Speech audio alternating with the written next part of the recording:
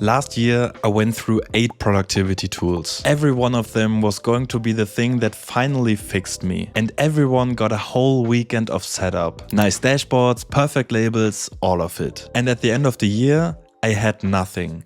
No habits, no results.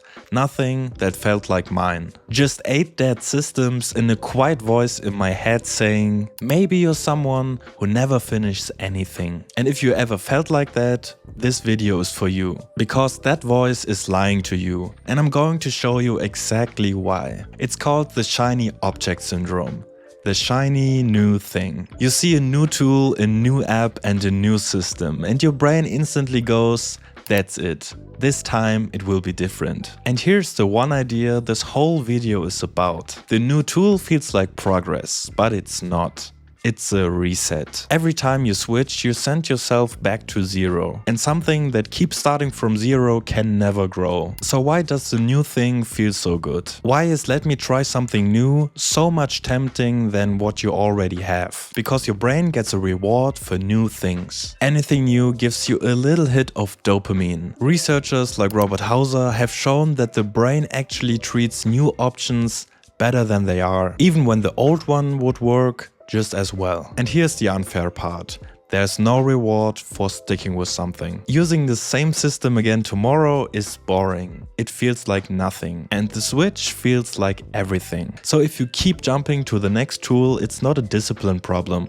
It's biology. Your brain is doing exactly what it was built to do. You're not broken, you're just being played against yourself. But it still costs you something. And honestly, it costs you a lot. Picture 2 people. Both want to get more done and both start at the same day. The first one, let's call him Alex, does it the way I did. He's excited with the fresh, perfect setup every time. The second person just grabs the first decent tool and just stays with it for a year. Without switching. After 12 months, look at the difference. Alex has built 8 perfect setups and can't show you a single result. He spent the whole year starting. The second person has a boring system he can use with his eyes closed. He doesn't even think about the tool anymore. He just works. And here's the thing that almost nobody sees.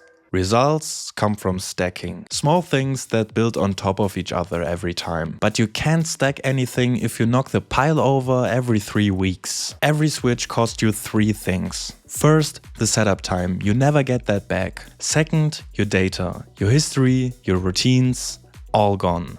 Back to zero. And third, the worst one. The trust in yourself. Because after you switch so often, you think, I never finish anything anyway. And that belief becomes who you are. So ask yourself honestly, what would you have today if you just stayed with that first tool 1 year ago? Now the part I didn't want to admit for a long time. Switching feels productive. But a lot of the time, it's just running away. Running from the boring, unexciting work of sticking with something. From the part where work is just work. And it stops getting you that hit. I remember that one moment. It was Sunday and I was setting up a new tool. And halfway through it hit me. The task I wanted, the better system, in the first place was still sitting right there. 2 weeks old and untouched. I had switched tools 8 times just to avoid one uncomfortable thing. That wasn't optimizing. That was running away with better marketing. So if you take just one thing from this video, take this.